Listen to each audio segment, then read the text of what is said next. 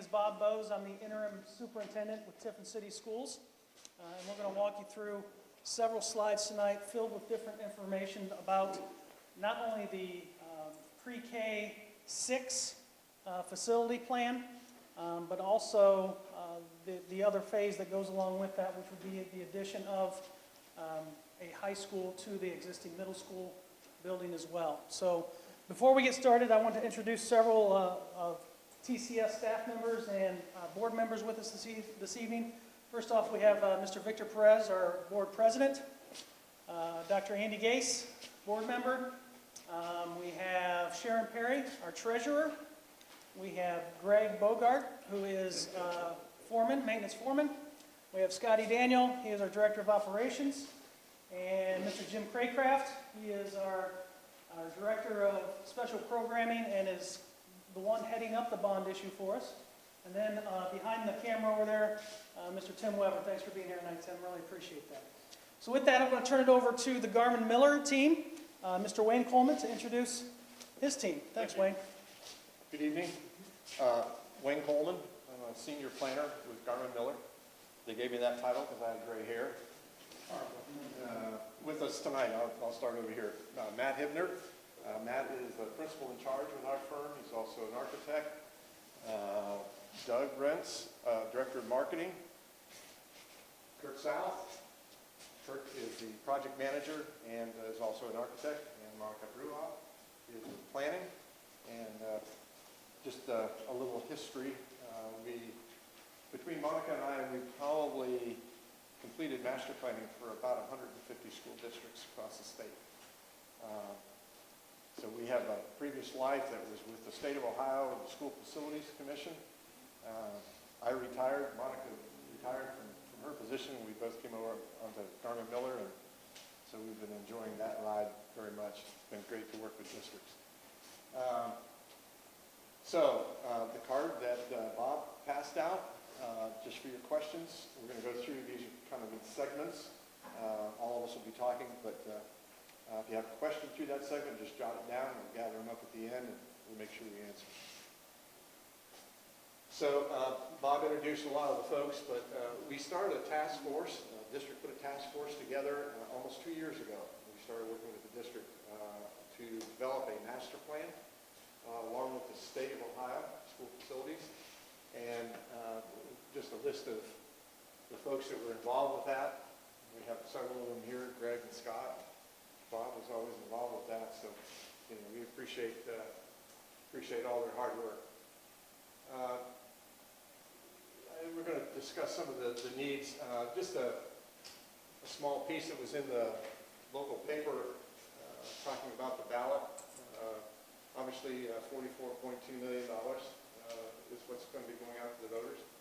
A bond length of 38 years, and the average cost to a homeowner. This is kind of interesting. We looked, did a little investigation, kind of looked at all the school districts around Tiffin, and I think that kind of explains it. Those are all your neighboring school districts. The only exception, Matt, was it Old? So all of your neighboring districts around you have received funding, typically from the state of Ohio, and they have completed new school projects and been very successful with that. So, Monica, you want to, Scott, sorry. Our current buildings, our Lincoln Elementary was built in 1953 with an addition in 62. It's in pretty decent shape, but it's starting to show its age with the piping and different things. Washington was built in 55 with an addition in 58 there. That roof was put on in 1991, so we're looking at going to have to replace the roof if we don't pass the issue. Kraut was built in 1957 and with an addition in 62. The guts of the building are in the same condition as the rest. The pipes are starting to get old. Noble Elementary built in 1931. The boiler there could die at any time. We actually have an emergency plan set up for if the boiler dies. We have to have one trucked in, portable, to keep the heat going. That falls under the needs of the building and the infrastructure, but what's also important to think about is the academic delivery. And if you look look at this picture, this is how, back in the day, teachers instructed. They're at the front, classrooms and desks, desks are in rows, students are there just listening. Well, now if you ask anybody, the biggest thing about academics is that it should be flexible, that there are other spaces, that there's small group spaces, flexible spaces, lots of technology. The furniture is going to help with that education process. And so that's part of looking not only just at the buildings, but what the need of how academics are changing, the delivery method. I'm going to touch on the state funding. So why is this a good time for your district?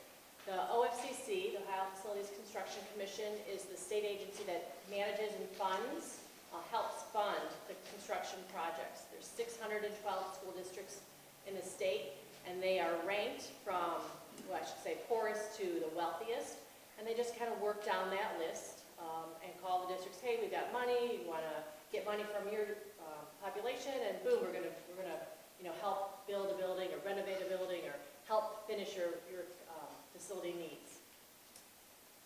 I'm going to start from the bottom because these are the three programs that are really the primary programs that OFCC offers. The Exceptional Needs Program is one that your district participated in to get your middle school built. It is a application-based where your district applied, said, hey, we have some really significant deficiencies in this building. The voters voted on it, and then the middle school was built with funding from the state and funding from the district. The Classroom Facilities Assistance Program is the funded program where the state calls and says, you are next in line on that list. Let's work together and help figure out what we can do for your buildings. Your district has not received that phone call, and so the other option, really only option, is to do the Expedited Local Partnership Program, which is where the master planning takes place. There's OFCCs involved. They do say, hey, this master plan looks great for your district. However, the district has to pay for it 100%. And so you identify a piece of it and say, hey, we're going to do the elementary school piece. So let's focus on the elementary piece now so that when we get that phone call in the future about the funding where the state money comes to fruition, then we'll be able to finish the rest of the plan. So those are the three main programs. Several years ago, architects, not our architects, but from OFCC, the consultants came in and they did some building assessments. And they looked at all of the conditions that Scott has mentioned. He said the roof, the fixtures, the plumbing, electrical, and they identified what needs to be renovated in those buildings to build them up to the standards that the design manual that the school Bible has across the state, the Bible that the OFCC established. And so we also looked at enrollment projections, projecting 10 years out to see if your enrollment was increasing, decreasing, or staying steady. And then the other piece of developing the master plan is really looking at some core spaces to see if things need to get larger, move some walls, make some spaces a little bit larger for the population. When you look at the assessments, what the rule of thumb is, it's called the 2/3 guideline. And it says that if the cost to renovate is 2/3, or 67%, the cost to build new. So if you're getting close to that cost to build new, OFCC makes this recommendation that they would recommend you to build new because of the length of the life cycle for the building, the possibility that in renovations there are some unknown or unforeseen conditions that come up. And so that's how we also look at some of the building systems.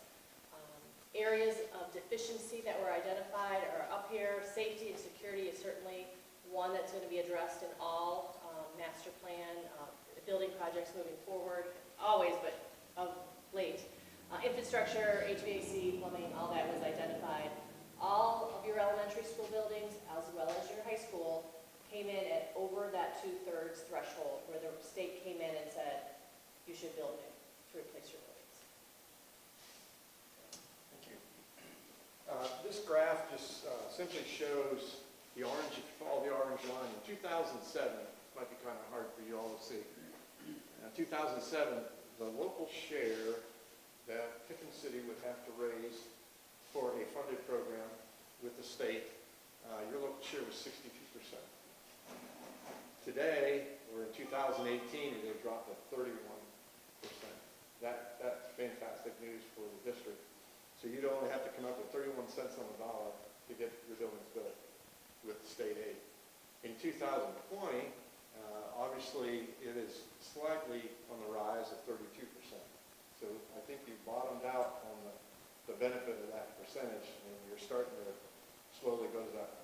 That happens every year. So once a year, that triggers that new equity rank across the state with 612 districts. Conversely, that other slide, the state rate back, can you back up one? On the orange line, the state was at 38% back in 2007, and they're currently up at 69%, I should say, at 2018, and currently 68. So they are covering 68 cents on the dollar for any project that they would be funding. Okay. Just to give you an example of what it translates in dollars, the yellow or the gold bar, if we took the same master plan that we have today, what we're going to build, if you were to build that back in 2007 at 68 or 62%, the price for the local share would have been about $35.8 million. Under today's lower percentage, it's 18.4. We'll round it up 18.5. That's a savings to the district about $17.3 million just from that percentage change.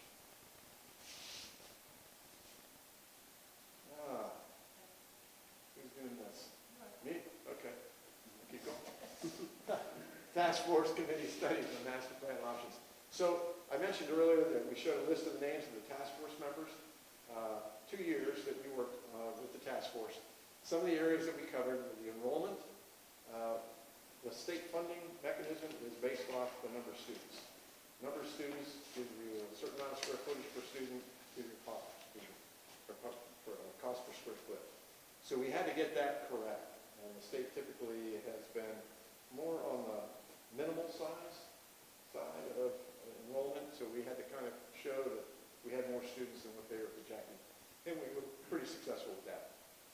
Another area that we looked at was the grade configurations, whether it was strictly a PK5, elementary, middle, and high school, or if it was grade banded. And it looks like it's going to be pretty much a elementary, middle, and high school type formation.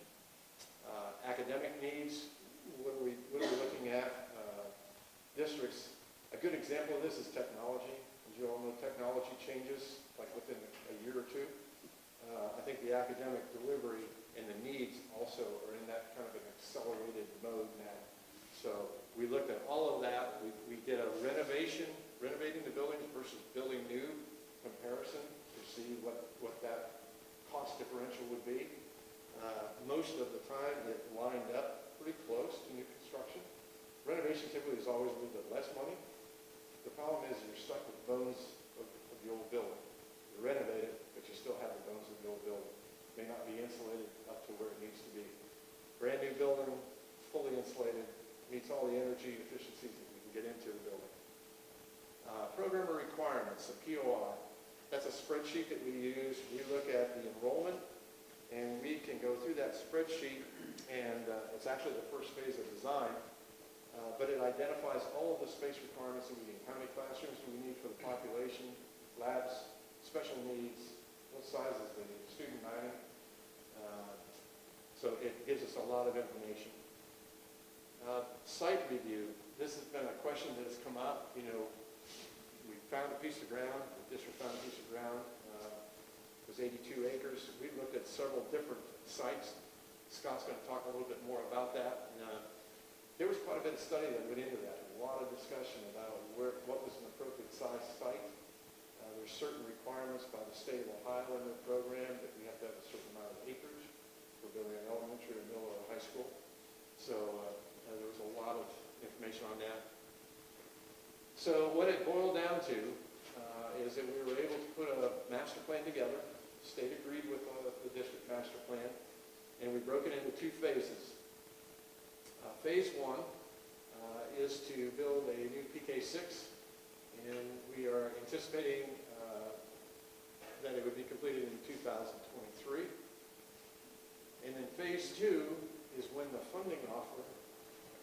state would be coming through. So when that funding offer comes through, they would effectively come in and build a high school. And right now, I think Matt's going to talk a little bit more about how that all works out, but it'll be in 2 phases. Good, Matt. Great. Thanks, Wayne. So we're going to talk about phase 1. So we're looking at the new PK6 building on the new site. So we go to the next slide here.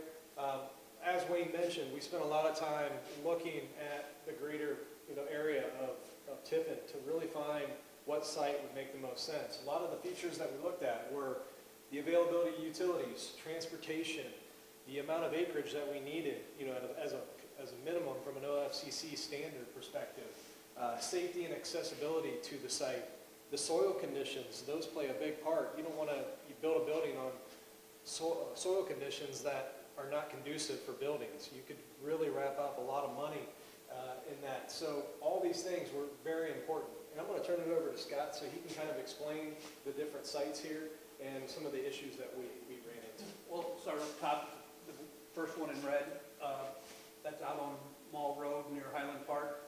In conjunction with that, bedrock was at 3 feet on that farm ground, so the cost of doing buildings on bedrock is not cheap.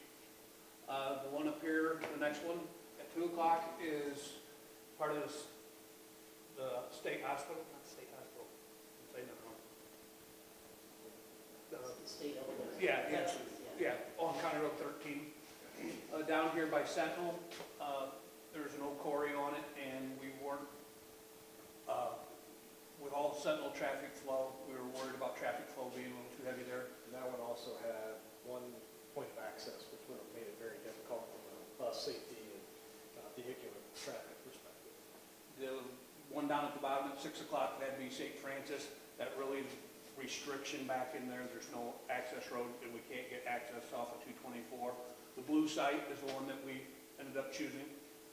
The red we looked at, that has 2 houses. If we were to buy that, he wanted to sell everything, so we stay away from that one. And the next one up is across from the airport, so you'd be very limited on what size building or how high you did with anything there, because it's right in the takeoff and landing area of the runway. And you may be asking yourself, why did we look kind of out on the outskirts of town? Well, in order to get a site that has a minimum of 35 acres, or 39 acres, as you can see, there's not a lot of options in town. So, in terms of looking around the periphery, that's why it was pretty important there. And I do just want to point out the 2 areas in green. Those are your existing high school and middle school sites central to town. If we go to the next slide, so the site that was selected and ultimately purchased is on the south end of the city, 224 and South Washington Street, butt up against it. Again, very important in terms of getting those students there and that availability of good access roads and still maintaining that safety. That's really important. Obviously, the acreage was very adequate, 82 acres there. The utilities were already present. Actually, there's a gas line that runs partially through, so that was all there. The soil conditions, we did a few soil borings, and that all checked out well. And really, the last point that we brought up here is a great financial acquisition. This was 1/3 the cost of what it took to buy the site for the middle school back in 2001. So, I mean, that's a significant savings compared to that particular site. So what we've done here is we've created a basically conceptual PK6 building and site plan. The building, I wish I had a laser pointer, I can't really point here today, but the building is just a concept. I really want to make sure that everybody understands there's not a lot of design that's really been done at this point. It's really for concept of making sure that a site can actually work. But we've broken it up into pods of like a kindergarten, a pre-K 1 and K, grade levels 1 and 2, 3 and 4, and 5 and 6, and kind of separate pod areas of the building. You can see it better here. But we really wanted to focus on the site circulation. So you come off of South Washington Street, there's plenty of parking, drop-off area for all the students out on this main parking lot. And then the bus parking lot is a completely separate circulation access drive off the back. You can also see the PKK playground, the other playground to the north, So really just looking at it from a conceptual standpoint and understanding that it does, in fact, work very well for a typical elementary building. I want to also address locally funded initiatives, or what we call LFIs for short. Some of the things that were put into the overall plan here was the additional square footage, and this was to include special education space and future district growth. We also looked at the rubber playground surfacing, which really promotes safety for the students when they're playing outside. Terrazzo flooring, slope standing seam metal roofing.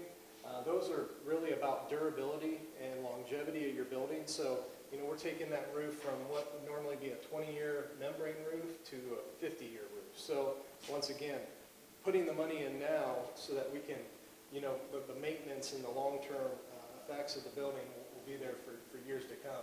And then interactive technology in classrooms, just making sure that we have the technology in place for the long term. I'm going to turn it over to Kurt, and he's going to talk about phase 2. So phase 2 has been spoken about earlier tonight, but it is when OFCC funding is available, anticipated to be 2024 or 2026 approximately. But it is a grades 9 through 12 high school addition to your existing middle school, and then partial demolition of the existing high school building. And I'll show you again conceptual ideas of what the building could look like. So north is up on the screen, so Union Street is at the top, the river is on the left-hand side, and then Ella Street is on the bottom. And the existing middle school will stay its current size and layout and that kind of thing, but then with an addition to the north of the high school. And buses would come in from Ella Street, vehicular parking and drop-off would be to the north, and then service and everything would be from the west side. And again, conceptually, but working on how do we make that work and how do we make that function. The middle school would still maintain its main entrance and its presence facing to the south and west like it does now. But the high school would be facing the north and the east. So as you're coming down from the hill on Union Street from your current high school, you would see the entrance to the new high school. So that even though the buildings are attached and you have all the efficiencies of grades 7 through 12 in one building, they would still have separate entrances and separate identities. On this next slide is just an enlargement of that same area. So the 6, 7, and 8 building would become 7th grade and 8th grade. We're anticipating, again, conceptually, that 7th and 8th grade would be in the 2-story wing, and 9th and 10th grade would fit into, part of 10th grade would fit into the 1-story wing that runs off to the north and east. And then the classrooms and main entrance and gymnasium for the high school would all be up to the north on this, again, conceptual plan. And then up the hill at the current high school, we've discussed with the task force about keeping the auditorium, keeping the gym, and some other classrooms. And the way that building was built, the 2-story classroom wing has a expansion joint to where part of that building could come down, and also the modulars could be removed. So we switch to that next slide, but you can see what that would look like. It would really free up the space from that campus looking down on the stadium. So, and as Matt mentioned, locally funded initiatives, so we would have the same thing for the middle and high school building, additional square footage, including special education needs are very important to the district, and also future growth. Terrazzo flooring, we mentioned durability and longevity. Sloped standing seam metal roof, again, durability and longevity. And then interactive smart boards, state-of-the-art technology. So this is an example of a building that's built in the Dayton area. It's called Greenville. And one of the things that is very important as we're designing new buildings or putting an addition on is the idea of safety and security.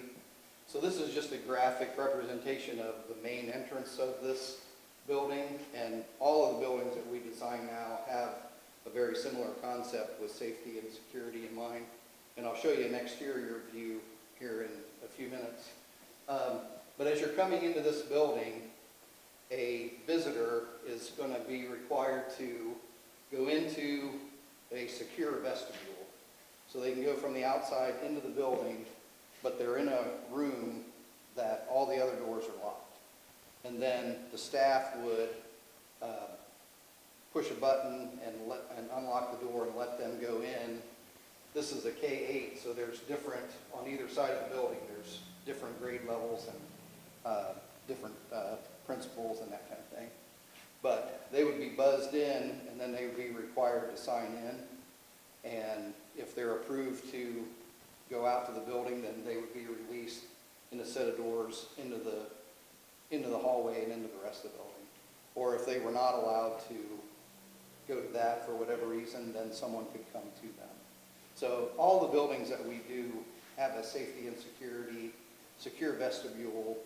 It's just unfortunately something we have to do in this day and age. So. Before we get to the design aspect, there's a process called educational visioning that takes place. What this deals with is, as I mentioned earlier, the way that education is taught to students and actually how students are learning. They're learning by working together. So these spaces need to be supportive, they need to be flexible, give them a variety of activities at small group, breakout space, so workroom, presentation space, lecture area, a little niche so someone can work on something in a little cubby by themselves. So all of these are what's now like the term high performance learning environment. And these spaces look a lot different than the picture of the classroom from years ago, but it affects everything. Support spaces, furniture, the outdoor spaces, color, acoustics, all that. You can build a great building, but if your students and your teachers are not on board with how they're going to use the building, then you're not getting the most out of it. So it's important to make sure that everyone is on the same page before that design process begins. Design process. Okay, I'll take it from here. So what we do is we design the building. Once we get to this stage, after you pass your bond issue, we start the educational visioning process. We then start jumping into design. And when we get to a certain point in design, you start to see this, where this is like a floor plan that's, the building is cut off, and you can see all the different pieces of that. And it really is, you're building the model in the computer, and you can see everything. You can see HVAC piping, you can see all the windows, all of the furniture, as you can see here, and we can, test different things out. So in this particular case, when we got to this level in design, we wanted to look at the different types of furniture and how that would relate so that the teachers would be able to select what would be best for them. So, but you can see, the interactive TV monitors, you can see the light switches on the wall, the cubbies, where the kids put all of their stuff, so, the flooring materials, everything is here, and it's a great tool to communicate what level of design, where we're at, and what your building is ultimately going to look like.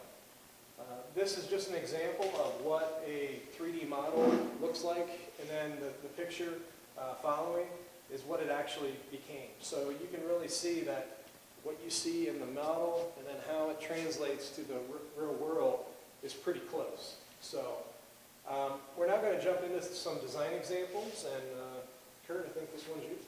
It is. Okay, so this is the Greenville school that I mentioned before with the safe and secure entrance. And so this is what it looks like from the outside. So underneath where it says Greenville Schools, that's where people would walk. But you may notice to the left, those are safety bollards, so that if someone has bad intentions of driving up to the door, they're slowed down by those elements. And there's also a curb between the asphalt and the concrete. Again, the car could drive over that, but they wouldn't be able to get a full running start at it. And then also up by the building, underneath the windows, The glass is laminated safety glass. And then there's a concrete, it's actually a seating wall, so students can sit there. But it's also done as safety also. So again, someone in a car could not drive right through that window. And there's cameras and lighting and all other kind of safety features with that secure entrance in mind. And then this is the inside, so this is an art room. Again, this is a K-8, but all of the items that you see in there, they've gone through the same OFCC design process. So all the furniture, all of the lighting, all of the cabinetry, the flooring, the windows, all of that is included in what your project will be. And again, this is their cafeteria. So obviously they eat lunch in there, but then also to the left is a raised stage. And so the seating can be moved out and other chairs can be put in, and then that can be used for performances or just all types of different multi-use functions. Gymnasium, you can have a gymnasium in your new buildings. Again, the lighting, the bleachers, wood floors, all that's included in the project. And then this is kind of what Monica was talking about with the extended learning area or the different types of flexible space. So this is a corridor, and those green walls, if you go to the next slide, are movable. So the staff can decide how they want to teach that. So all of those walls are movable. They can be open and closed, and you could have 3 classrooms of space, or you could have separate individual learning areas. All right, the next school we're going to talk about is Liberty Center K12. This was a school that the history of the school was very important to them. They wanted a school that really mimicked the school building that burned down in 1973 there, and it was very much of a historical schoolhouse look. And so what we did is really wanted to maintain that on the exterior. You can see that the schoolhouse theme really pulled out here. The next slide, another important feature was incorporating existing elements from their building. What we did is we took these, what were called keys of education. They're the limestone elements in the center of the atrium. Those were harvested from one of their existing elementary buildings. We brought it in and used it as like a focal point in this entire atrium area. So that was really important for the district to make sure that their history was brought in and they didn't lose that moving forward. So the next slide is an auditorium and student dining. You can see it really feels like an auditorium, and that was important to them as well. They were very much into the arts, and they wanted to make sure that that was not lost from what they used to call the little theater. Then you can see here where it still functions very well. Those bleachers, those stadium seats deploy back on bleachers all the way back to the back wall, and they're able to set up a typical student dining area. What's also nice is they have an operable wall that they can make a smaller, more intimate setting and yet keep all of the student dining function going on 2/3 of the space. So it really gives them a lot of flexibility. Here's an example of the extended learning areas where this actually is a pod of 8 different classrooms that are centered around this area within the corridor. It's a larger, wider area so that students can come out, during the typical classroom day and be able to use this in a multitude of different ways. You can see some soft seating over here on the right-hand side, the technology boards on the left, kids taking, like it looks like a test potentially over here. So just trying to utilize that space in a multitude of different ways. Here's their band room, high ceilings, acoustical wall treatment, ceiling treatment as well with some of the baffles. So really trying to utilize that space from an acoustical perspective, but then also getting all the benefit of all the storage that you can see around the room. And then this is just an area in their kindergarten wing where they wanted to really have that transparency out into the playground area. So they had covered areas. You can kind of see it right there where the students could convene outside, get out of the sun, but yet still be a part of the whole entire playground area. And so this is Ayersville, so this is the K-12, and this is just another example of student dining and some of the different opportunities that you'll have as we work with you with designing the building. So again, movable chairs, and you can see there's a variety of different sizes, attached chairs, loose chairs. And then they were also able to incorporate a second floor. So where it says Home of the Pilots, above there is another area that can be used, again, multifunctional space to use however you and your staff decide you would like to use it. And then this is their media center. So a lot of that furniture and a lot of those bookshelves are on wheels, so they can be moved around. You can adjust how you want to do the teaching delivery method for your staff and students. And then this also has a second floor that we were able to incorporate into that too. Extended learning areas. So what they wanted to do was have that space open, but then they also wanted to have some privacy. So in the main hallway here on your right, but then where the chairs and desks are actually behind the glass wall with a glass door. And then also part of your project is a playground. So on the PK6, all of the items that are shown on here would be co-funded by OFCC and approved by OFCC. So the basketball hoops and the playground equipment and the playground surfacing, all of that would be part of your project. Okay, the last project we're going to highlight here tonight is your neighbors, Fostoria. So they just recently moved into this building, which is their 7 through 12 building, this past January. Overall, it's been a very successful project for them, and they're just excited to be in there and being able to utilize the space. The next slide here is a picture of their outdoor student dining area. So just inside is where their student dining area and food service area is, but they allow their students, not quite yet because it really hasn't been great weather yet, but they will be allowed to use the outdoor student dining area, when the weather finally starts to cooperate. This is the view into their main entry. We're going to show a little animation here in a few minutes. But one of the things that they really needed at Fostoria was a focal point on their building. If you've ever been over to their existing high school, you've probably ran into, well, where do I go? There's really no defined entry on their existing high school building. So this was a feature that they really wanted all the way down Park Avenue. And you'll be able to see it a lot better here on the animation in a few minutes. This is an example of their media center. Lots of different options for seating, high top seating, soft seating down there, really giving the kids a lot of different spaces within that area to be able to learn together amongst themselves and to kind of break out into small groups. It also had a lot of transparency and glass from the lab spaces on both sides, as well as the extended learning area just outside those first floor windows there. So, and then this is the animation I was talking about. So just another thing that we can do to show you your building as we're working through design. There's the entryway that I talked about coming down Park Avenue and how important of a feature that was. Kind of a straight direct view. We had a plaza space once again so that you can't just drive a vehicle straight into the building. We try to make sure that all those things are well thought through.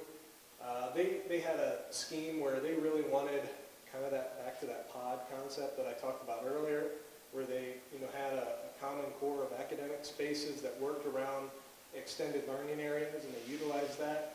They also then had art and science down on the first level in between, where they could come outside and work on projects outside. And then here's that student dining area that I showed earlier as well. And just, that's kind of behind the overall building, so that a little bit more protected and everything. But once again, giving the kids the ability to, learn and interact outside as well. And then we also did an addition and renovation to their PK6 building. By and large, a lot of the space remained intact, but the inside we really transformed the space to include a lot of extended learning areas, and once again, kind of get into that 21st century learning experience for them. And then the kindergarten edition was right around the corner here on the back side, and that was about a 20,000 square foot new addition to incorporate the remaining students that they took from the 3 outlying buildings and brought them all to this main campus here. So a very successful project for them. We're wrapping it up, kind of in project closeout now, and things are moving ahead. So with that, we'll take any questions as we kind of transition here to Jim. If anybody has anything, if you're ready to go. The district to do a couple things to help out. Bob is the main person in the district as far as center superintendent, and I'm helping him out as a consultant with PSC. I have 55 years of experience, 28 years of those were as a superintendent, and so they've asked me to come in and kind of help out. My main job right now is to work on bond campaign. And I put this up here to especially let you know that in all the campaigns that I run and work with people on, the number one thing they're concerned about is the facts. I very seldom will go out and try to set up a campaign where it's a vote yes. Voting yes is an emotional issue, and I just don't deal with emotional issues. I've been a superintendent a long time and have dealt with emotional parents and emotional kids and emotional teachers, and have found out as soon as I can take the emotional side away and make it facts, we move forward. And so all the campaigns that I've ever been involved with is I firmly believe that the majority of people understand that they need to support schools. But if they don't have facts, you have a tough time trying to convince people that that's what we need. And so as I've gone through these 6 weeks being here, I worked on a plan, and one of the things that I've done is in front of you where I have put together a document of 47 questions, and then I go through and answer every one of those questions so that it's facts. And the way I do it is I set it up, I send it out to people, have them review it, give me their thoughts, make it up again, send it out again. This has probably been rewritten maybe 7 or 8 different times before we finally got down to what we wanted. We had our last meeting, we opened it up for questions, and we had about a dozen more questions that I hadn't included in the document, and so I've added those. And so really there's about 57, 58 questions in this document that are facts about the campaign. And what we want you to try to read and understand before you go into the voting booth on March 17th. Now, as they talked about, this is really a pre-K12 project. And the project is to build a pre-K6 building, and then when that is built, to go back, remodel the junior high and make it into a middle school, high school campus. And then after that is done, we're looking at taking part of the current high school and taking the areas that they talked about, renovate those for community use and for extended school use. So that was the major part of the project. Now, this is what they said, the board resolution, $44 million over 38 years. The $44 million is to build the pre-K6 building. And that's it. So once that's built, the state will then, once we apply to the state, and if it passes, the state will give us the money. They'll give us about $39 million. And that $39 million will build the high school and renovate the junior high into a middle school, high school campus. It'll also give us enough money that we can do that other renovation to the auditorium, the cafeteria, the gymnasium, and those classrooms. So we'll have plenty of money to do that. So if this goes through and passes next Tuesday, all you're going to do is build the elementary. The rest of it will in essence be on the state. They'll be paying for that. Now, a couple things I want to try to explain. This is the 66% deal that we talked about. Go to the next one. These are all the things that were studied in all the schools. As you can see, I think there's about 23 different areas that they studied there. Anything from the heating, the electrical system, the foundation, even the kitchen sink. And they're all ranked either 1, 2, or 3. A 1 means they're satisfactory, a 2 means they need repaired, and a 3 means they need replaced. On all 5 of the buildings, the majority of all of those things were 3s. that they all need replaced. There was, I think, 14s and 15s, 3s on every one of those school buildings. So they need replaced. That's the best thing to do with that. Next. Now, this is the way the buildings were ranked. As you can see, Crowell, Lincoln, Noble, Washington, and Columbiana. Now, Columbiana High School, that is probably the newest building and has the highest ranking. That's not unusual. High schools are used a lot. They are used for regular academic study, then they're used in the evenings for practice, they're used on weekends for games, et cetera, all the way through. Elementary buildings are pretty much used Monday through Friday, a couple times in the evening, and a couple times on the weekends. So your high schools usually wear out faster. Next. Okay, in dealing the overall project, I want to explain this. They mentioned local funded initiative. And you'll see two numbers up here that we're dealing with. Using the Ohio Facilities Construction Commission projects, they build a high school, they build a building, and then they take care of either the demolition, remodeling, whatever it is, to that. And that's where the 68-32% comes in. And for the Tiffin City Schools, it is definitely 68% is paid by high school facilities, 32% is paid for by the Tiffin schools. That is for the basic building and for the demolition of the buildings. Now, what happens is, in most of the projects I've been involved with, the school districts look at that and say, well, I like what you're doing, but we need to add something. And as they talked about, one of the things was, you are going to pay for shingled roofs. Good. But those are 20 to 25-year roofs. We think we ought to put something on there that's more durable. So we want to put on the sloped metal roofs. So what happens with that is, let's use an example that to put a slope or put a shingled roof on is $2 million. All right, that is covered at 68-32% by the local and by Ohio Facilities Construction. If we want to get metal roofing, they'll say, well, that cost is $2.5 million. Okay, $2 million of that is still 68-32, but the other $500,000 is our nickel. We have to pay that full cost for that additional $500,000. So they put in several, the district put in several local funded initiatives, the terrazzo floors, the padded playground, the slope metal roofing.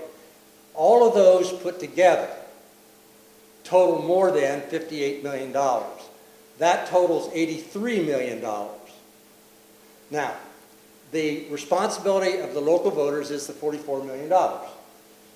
And after that's built, the $39 million comes from the state. So you add those two together, you get $83 million for the entire pre-K-12 building project.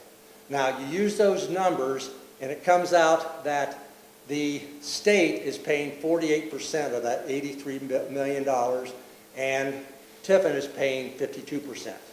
Now, that's different than the 68-32 because of the LFIs. But now I look at it and say, okay, I've got an $83 million project, and the state's going to pay 48% of that. Not a bad deal. I just bought a car about a week ago. And if I went to the dealer and found the car I wanted, I said, I'm going to buy it. And then the dealer said, oh, we'll take 48% off. That's a pretty good deal. And that's what's going to happen here, is $83 million sounds like a lot, but in essence, you're getting an entire pre-K-12 building facilities new for basically half off. And so that's what we're trying to market. So this is the project, this is the school funding project, $39 million, and that's basically the high school, the LFIs, and working with the current high school remodel of that. Next. That's what I said about the second part of the phase. Next part. Okay, the overall project, this is the overall project, and that's just not the school facilities project. And you can see that the local funding is $44 million. That's what you're voting on next Tuesday. The Ohio School Facilities Construction Commission puts in $39 million. When you add those two together, you get $83 million, and that works out to 52-48%. And that's that 48% deal that we're getting from the state. Next. This is the 68-32, as I talked about earlier. The total cost for the building that's recommended by school facilities, and the demolition is $57 million. That is 6832. Flat out, 6832. But we are adding to that. Remember the locally funded initiatives. Next. Now, as I go through all of the campaigning that I've done and speaking to all the groups I've spoke to, it comes down to two questions. There's about 57 or 58 questions in that document. It comes down to two questions. What if it passes, and what if it fails? And when people look at those and get an answer to those two questions, that's really all they need before they go into the voting booth. So I'd like to talk about what if. So the first one, what are the positive results of this passing on March 17th? Well, first of all, you're going to get a state-of-the-art pre-K6 and a 712 campus for $83 million, and it's going to be 48% off the cost. And that local cost is $44.2 that I talked about. Now, the next is you'll go from 4 elementary buildings to 1 elementary building. You eliminate the bus congestion at the elementary buildings. You eliminate the student pickup and drop-off at the elementary buildings. You improve the academic environment, technology space, improve labs, etc. You improve comfort in the buildings. That's air conditioning, lighting, and ventilation. I never realized this until I got into this program about ventilation. I assumed you opened up the windows and the air came in. Well, there's studies that shows how much air has to turn over in a building for your students to get the utmost breathing air as they're studying. And there are studies that do that. And I would imagine most of the buildings we have don't meet those standards. That in essence, there's not enough air turning over in the buildings so that the students are breathing the type of air they should be breathing. Same thing for space, lighting. They talked about lighting. In the new buildings, they design the lighting and use exterior lighting. So when the sun is at a certain time, there's lights in your building that start to dim or turn off, and you start using exterior lighting instead of interior lighting. I thought, what a neat idea. I never thought of that. Okay, you improve the overall safety. These buildings will have state-of-the-art safety. In all these buildings that we're going to have, we're going to reduce overcrowding in the buildings. And, you know, I talked about this and I said, you know, it's nice that we have these bond campaign meetings at 7 o'clock at night. We need to have them at 10:30 in the morning in each one of the buildings. And you will clearly see where every one of our buildings are overcrowded. I was in Washington at 10:30 in the morning, and I couldn't walk. There were kids running everywhere. So it is overcrowded, there's no question about it. We will upgrade parts of the current high school for expanded use, and we'll go from 6 campuses to 3 campuses. Now that is if it passes. Now, what if it fails? The board will need to review. This is standard. When something like this goes up and it fails, the board goes back to the drawing board. But they will be revising, they'll repeat, or they won't put it on the ballot. So those are kind of the options they'll have. What happens with that is due to inflation and valuation changes, the cost of the project will continue to grow. If you look at inflation, right now talking to these people, the cost of construction inflation is 5%. So if this doesn't pass, multiply that 83 million times 105%. If it doesn't pass the next time, multiply that number by 105%. If it doesn't pass a third time, multiply that number by 105%. And now you're over $100 million for the same project. Now, when you look at the valuation, remember Wayne was talking about the 68-32 split. They meet every April to review that number. And he talked about, we were at 69 from the state. Now we're at 68. They meet every April, and that's 2 months away. So they're going to look at that, and they're going to reevaluate that. I did some calculations. I taught math. And basically, for every percentage point that 68 goes down, $500,000 shifts from the state paying for it to Tiffin City Schools paying for it.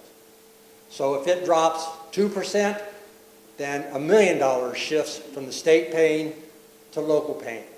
So right now is the best deal. Now, if you look at it and say, we'll need to find funding to fix the buildings, remember, right now, they need replaced. So if it doesn't pass, the board has to think about, well, maybe we ought to repair them. The cost of repairing all 5 of those buildings is $37 million. The board does not have $37 million stuck in a closet somewhere. So they're going to have to come back to the voters to say, okay, we need $37 million to repair the buildings. And remember, that's construction. Every year it doesn't pass, multiply that times 105%. Well, in 3 years, you're at $44 million, which is the cost of the elementary right now. And you still have the buildings and the maintenance costs will be there. The district will still have 4 elementary buildings. The grade band issue will still be a problem. There will still be a problem with busing. There will still be a problem with pickup. The buildings will remain non-efficient and non-ADA, and we'll have 6 campuses instead of 3. So next Tuesday is the best deal. And if it doesn't pass Tuesday, it just gets more expensive because we have to replace the buildings. That's it. Or pay $37 million to repair them. And that $37 million, the state doesn't help us. They only help us on new construction. The $37 million is our nickel. And so it's, I kind of joke around, it's either pay me now or pay me more later.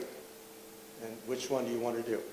And so that's basically the discussion that I've talked about, the 2 questions, what if it passes, what if it doesn't, and now open for questions, either to the architectural firm or to me or to anybody else here. I'd be glad to answer any question you may have. While we collect the questions you may have, I just want to thank Garmin-Miller, I want to thank Wayne and his team for all your work over the course of the last 2 years, really. But really the last 6 months, things have really picked up, and you guys have put in an extraordinary amount of work, so thank you for all that. I want to thank Jim. Jim came in just 7 weeks ago, roughly, and hit the ground running. Does a nice job of getting all the facts out, so thank you, Jim. I want to thank the task force and our Board of Education for all their work, getting us to the point we are today. And hopefully, next Tuesday, we'll see the benefits of everything we've done to this point. So, with that, are there any questions? Did anybody write anything down? Or if you just want to ask a question, just ask a question. Yes. Okay. The designs look good up there in the schools, and a lot of the school designs you're showing are K through 12. Why not build one school? As a grandparent that picks up 4 grandkids, I run 3 different schools to pick up 4 kids. That's crazy. That's crazy. Yeah. So why not, if you're going to build a school, why not do it right? And then you want to chop into the new middle school? That sounds crazy to me too. If we're going to build a school and the state's going to help us, why don't we build a school and house everybody? Is the school? Well, pre-K, Is it pre-K-12. Right. Okay. Yeah, right. There are some regulations with that. There are Is there school something- facilities recommend. I'm going to say recommend that if you have under 1,200 kids, you build a K-12. And I've been associated with 2 schools right now that are under 1,200, and they are required to build a K-12 if they're going to use school facilities nickels. Now, I don't know what exactly the rules are if you're over 1,200, whether you can build a pre-K-12 or not. That I don't know. You can, but it's more of a choice from the program delivery from the district. But if you're typically under 1,200 students, the state does recommend a K-12, just because of the efficiency of that population. You're over 1,200 kids, so we effectively looked at several different master plans from the state. So they had a master plan that said you could get 2 elementary schools and a high school, and we would fund that. And then the other option was you build 1 elementary school, and we'll build a high school. And how does that work? Now, the problem, and I don't want to get too deep into the weeds here, the problem is that combining the high school with the middle school, remember, we're moving a whole grade level down to a new building. Right. And so that left, there was excess space in the middle school. In other words, as population was dropped over time, there's more and more space that could be filled up with more students. So the state recommended, hey, we'll fund this, but we'd like you to move some of those kids either from elementary or from high school and move them into that excess space on paper. That's what they looked at. It's their funding mechanism. So what we did is we looked at the option of if we make a PK6 and move a grade level out, that makes a better middle school, high school combination environment. We actually did look at building a new high school up on the existing site. But it doesn't alleviate a problem for a lot of people that are running from here up there. It doesn't. Yeah. I just met with a board member not too long ago. I think she said that she had a middle school student and an elementary student.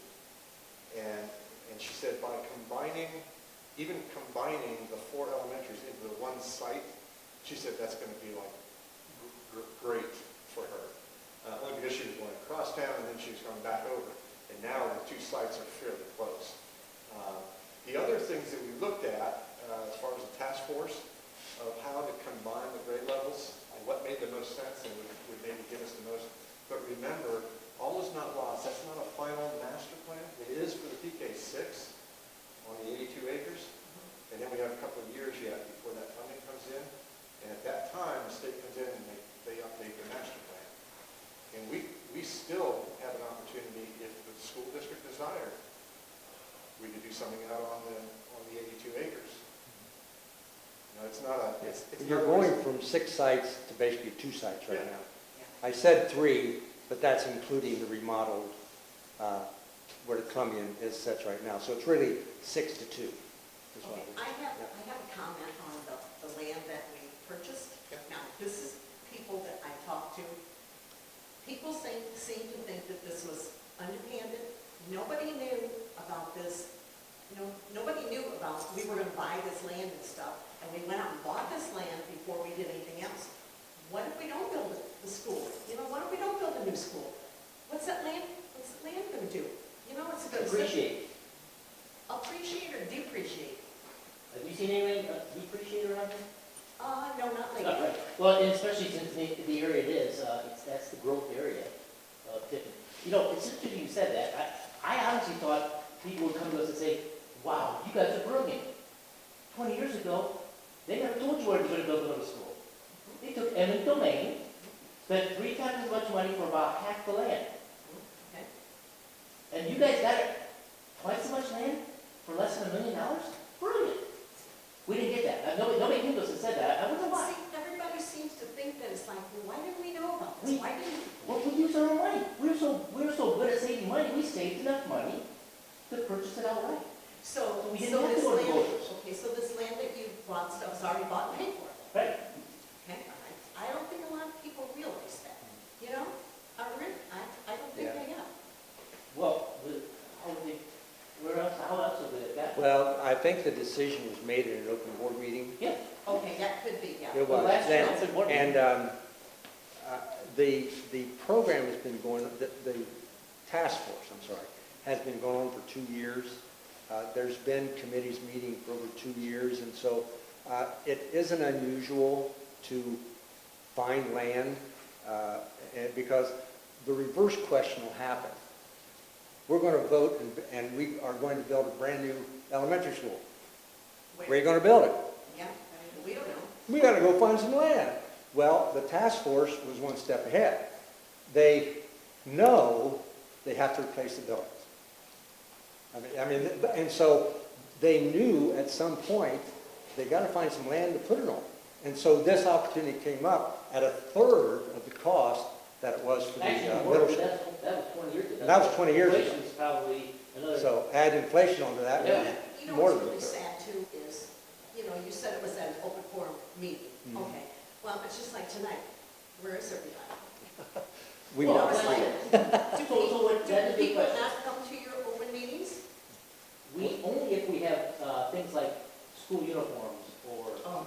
Basketball something coaches. really, Line really them important, up. something really important, like who's the baseball coach going to be or something like that. You know, Yeah. These minor things. I've been at board meetings for 28 years. Yeah. To tell you the truth, we've had more at at these bond meetings over the last 5 times than I've had at bond meetings for the last 2 times I've put bond issues up. So when at the last meeting, when we had 18, and everybody was saying, boy, that's not very good. That's great. 18? Well, And the so, thing is- so yeah, I agree. The thing is, you're never wrong having land, because we will build a new school. There's no question, we're gonna build a new school. That is not debatable, because even if we renovate, 15, 20 years later, you still got 80-year-old buildings, 90-year-old buildings, 100-year-old buildings. You're not gonna keep those buildings. You're eventually going to build a new school. And that land's gonna appreciate it. In fact, we probably got, Mr. Fiesel's son wanted about twice that much for the land.